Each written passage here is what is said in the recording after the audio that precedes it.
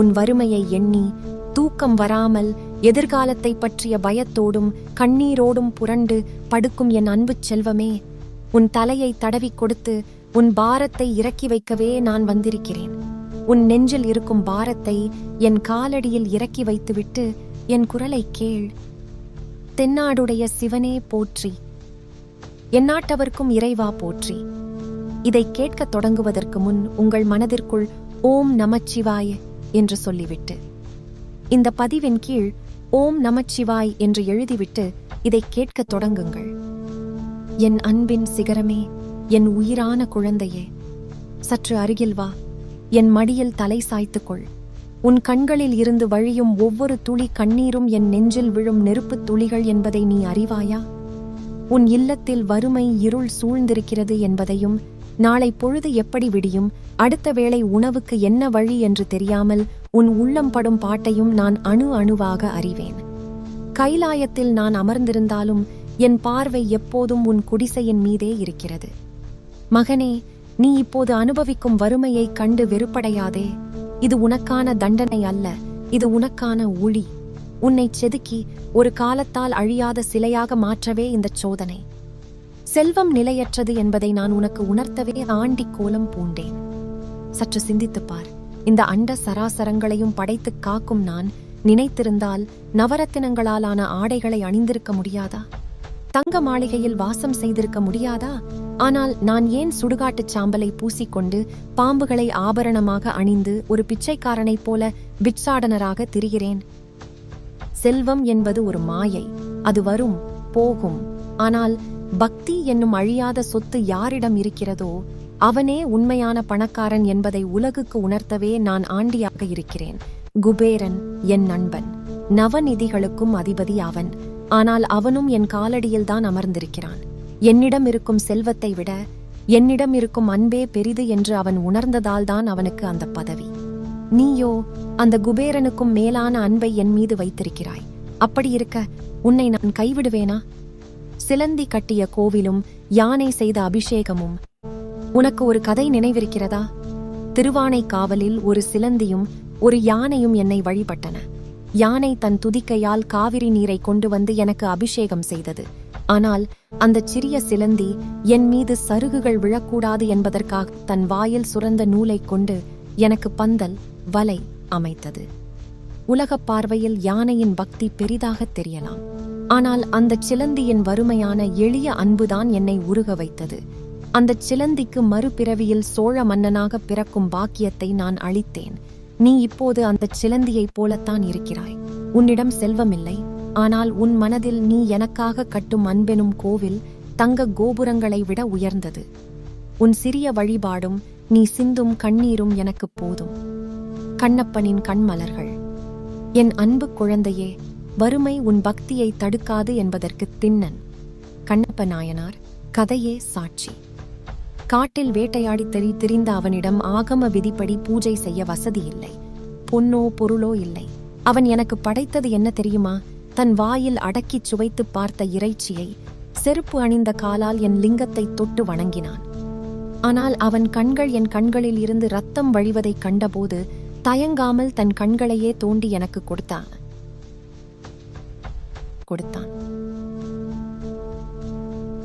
அவனது வறுமையோ படிப்பறிவின்மையோ அவனது உயர்வுக்கு தடையாக இருந்ததா?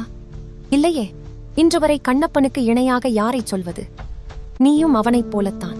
உன்னிடம் கொடுக்க பணமில்லாமல் இருக்கலாம். ஆனால் உன் இதயத்தை எனக்கு கொடுத்திருக்கிறாய். அது போதும் எனக்கு. விஷத்தை உண்டவன் நான் உன் துயரத்தை உண்ண மாட்டேனா? தேவர்களும் அசுரர்களும் பார்க்கடலை கடைந்த போது அமிர்தம் வருவதற்கு முன்பே கொடிய ஆலகால விஷம் வந்த. எல்லோரும் பயந்து ஓடினார்கள். ஆனால் அந்த விஷத்தை நான் வாங்கி உண்டேன். ஏன் தெரியுமா? என் குழந்தைகள் அழியக்கூடாது என்பதற்காக. உலகத்தையே அழிக்கவல்ல அந்த விஷத்தையே என் கழுத்தில் நிறுத்திய எனக்கு உன் வறுமை என்னும் சிறிய விஷத்தை நீக்குவது கடினமா? நிச்சயமாக இல்லை. ஆனால் அமிர்தம் கிடைப்பதற்கு முன்பு விஷம் வருவது இயற்கை. அதுபோலவே உன் வாழ்வில் மிகப்பெரிய சந்தோஷமும் செல்வமும் வருவதற்கு முன்னால் இந்த வறுமை என்னும் கஷ்டம் வந்திருக்கிறது. பொறுத்துக்கொள். விஷம் விலகிய பின் அமிர்தம் வந்தே தீரும். வறுமை உனக்கு கற்றுக் கொடுக்கும் பாடம். இந்த வறுமை உனக்கு எதிரி அல்ல, அது ஒரு சிறந்த ஆசான். உறவுகளின் உண்மை முகம். உன்னிடம் பணம் இருந்தபோது உன்னை சுற்றியிருந்தவர்கள் இப்போது எங்கே என்று பார். உண்மையான அன்பு கொண்டவர்கள் யார் என்பதை இந்த வறுமை உனக்கு அடையாளம் காட்டியிருக்கிறது. போலிகளை விலக்கி நல்லவர்களை உன் அருகில் வைத்துக்கொள்ள இதுவே தக்க தருணம். ஈகை குணம். பசியின் கொடுமை தெரிந்தவன்தான் நாளை பணக்காரனான பிறகும் இன்னொருவன் பசியோடு இருக்கும்போது உணவளிப்பான். உன்னை ஒரு தர்மவானாக மாற்றவே நான் இப்போது உன்னை பசியில் வைத்திருக்கிறேன். என் வாக்குறுதி. நம்பிக்கையை இழக்காதே. இருள் எவ்வளவு அடர்த்தியாக இருக்கிறதோ அவ்வளவு விரைவில் விடியல் வரும் என்று அர்த்தம். உன் கர்ம வினைகள் கழியும் நேரம் வந்துவிட்டது. நெருப்பில் இட்ட தங்கம் போல நீ புடம் போடப்பட்டு விட்டாய். இனி உனக்கு பிரகாசம் மட்டுமே மிச்சம். உன் கண்ணீரை துடை. உன் கடமைகளை தொடர்ந்து செய். சோர்ந்து போய் முடங்கி விடாதே. எல்லாம் ஈசன் செயல் என்று சொல்லி உன் உழைப்பை தொடர். உனக்கான வாய்ப்புகளையும் செல்வத்தையும் நான் என் கையில் வைத்திருக்கிறேன். சரியான தருணத்தில் அதை உன்னிடம் சேர்ப்பேன். மார்க்கண்டேயனுக்காக யமதர்மனையே நான் உதைத்தேன். என் பக்தனை காப்பாற்ற விதியையும் நான் மாற்றி எழுதுவேன். உன் வறுமை என்னும் யமனை நான் விரட்டும் நாள் வெகு தொலைவில் இல்லை. நான் இருக்கிறேன், உன் தந்தையாக, தாயாக, குருவாக, எல்லாமுமாக. உன் பாரத்தை என் காலடியில் இறக்கிவை. ஓம் நம சிவாய. ஓம் நம சிவாய. ஓம் நம சிவாய. நிம்மதியாக உறங்க என் குழந்தையே, நாளை உனக்கானது. இந்த வார்த்தைகள் உங்கள் ஆத்மாவில் ஆழமாக பதிந்து உங்களுக்கு புதிய தெம்பையும் நம்பிக்கையையும் தரட்டும். இதற்கு உதாரணமாக ஒரு கதையை சொல்கிறேன், அமைதியாக கேள். என் அன்பு குழந்தையே, பின்பு குழந்தையே, உன் கண்ணீரை துடைத்துக்கொள். உனக்கு நான் ஒரு கதையை சொல்லப் போகிறேன். இது வெறும் கதையல்ல, என் நெஞ்சில் நீங்காத இடம் பிடித்த ஒரு பக்தனின் வாழ்க்கை. உன்னைப் போலவே அவனும் ஒரு காலத்தில் செல்வ செழிப்பில் இருந்தான். ஆனால் விதி அவனை வறுமையின் எல்லைக்கே கொண்டு சென்றது. அவன் பெயர் இளையான்குடி மாறன். அவன் வாழ்க்கையை நினைத்துப்பார், உன் துயரம் சற்றே குறையக்கூடும். ஒரு காலத்தில் மாறன் எப்படி வாழ்ந்தான் தெரியுமா? அவன் வீட்டில் இல்லை என்ற வார்த்தையே கிடையாது. பசி என்று வந்தவர்களுக்கு அறுசுவை உணவு படைத்தான். அவன் வீட்டு வாசல் கதவு எப்போதும் மூடியதே இல்லை. குபேரனைப் போல வாழ்ந்தான். ஆனால் அவனது பக்தி ஆழமானது என்பதை உலகுக்கு காட்ட நான் அவனிடம் ஒரு விளையாட்டை தொடங்கினேன். செல்வம் கரையத்தத் தொடங்கியது. வயல்கள் வறண்டன, களஞ்சியங்கள் காலியாகின. உறவினர்கள் இனி இவனிடம் என்ன இருக்கிறது என்று ஒதுங்கி போனார்கள். ஒரு காலத்தில் ஊருக்கே உணளித்த அவன் தன் சொந்த பசியை தீர்க்கவே வழியின்றி தவித்தான். ஒரு நாள் இரவு அடைமழை கொட்டிக் கொண்டிருந்தது. வானம் கிழிவது போல இடி மின்னல். மாறனும் அவன் மனைவியும் பல நாட்களாக பட்டினி. பசியின் சோர்வில் இருவரும் இருட்டில் அமர்ந்திருந்தார்கள். அந்த நேரம் பார்த்து நான் ஒரு முதியவர் வேடத்தில் நனைந்த உடலோடும் நடுங்கும் குளிரோடும் அவன் வீட்டு கதவை தட்டினேன். பசிக்கிறது, ஏதாவது உணவு கிடைக்குமா என்று கேட்டேன். சாதாரண மனிதனாக இருந்தால் என்ன செய்திருப்பான்? எங்களுக்கே வழியில்லை, இதுல உனக்கு எங்கே தருவது என்று விரட்டியிருப்பான். ஆனால் மாறன் என்ன செய்தான் தெரியுமா? தன் மனைவியை நோக்கி, அன்பே, சிவனடியார் ஒருவர் பசியோடு வந்திருக்கிறார், அவருக்கு படைக்க நம் வீட்டில் ஏதாவது இருக்கிறதா என்று கேட்டான். அவள் கலங்கிய கண்களோடு சொன்னாள், சுவாமி, வீட்டில் ஒரு பருக்கை கூட இல்லை. அரிசி பானை காலியாகி பல நாட்கள் ஆகின்றன. ஆனால் ஒன்று செய்யலாம். இன்று காலையில்தான் வயலில் விதை நெல்லை விதைத்துவிட்டு வந்தீர்கள்.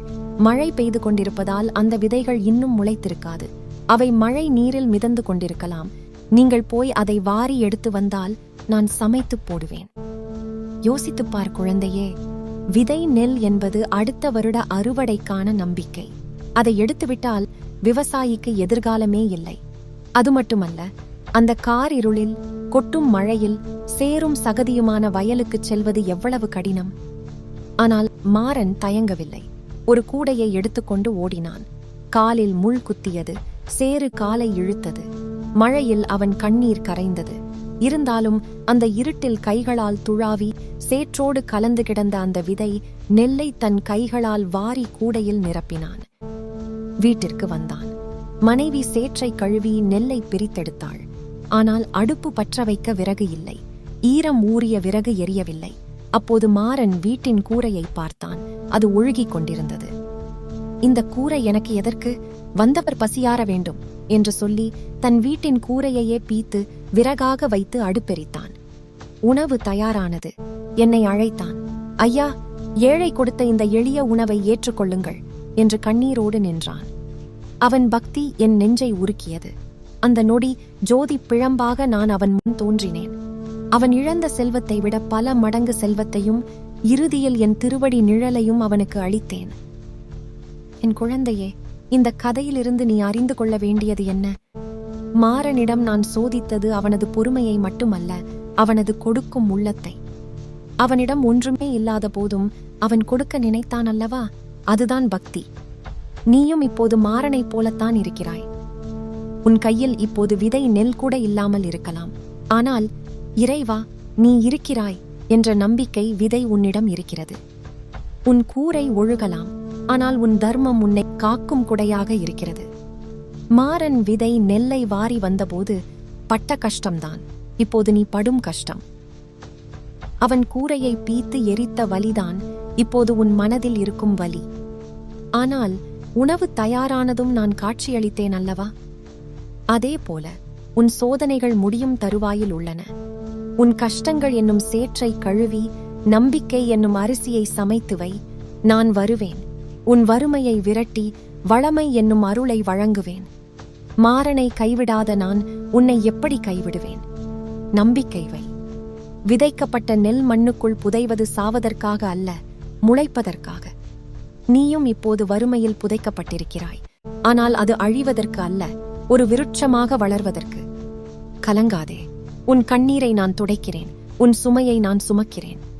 இன்னும் சிறிது காலம் பொறுத்திரு. உன் குடிசை கோபுரமாகவும் நாள் வரும். ஓம் நம சிவாய. இது போன்ற வீடியோக்களை பார்ப்பதற்கு மறக்காமல் நமது சேனலை சப்ஸ்கிரைப் செய்து வைத்துக் கொள்ளவும்.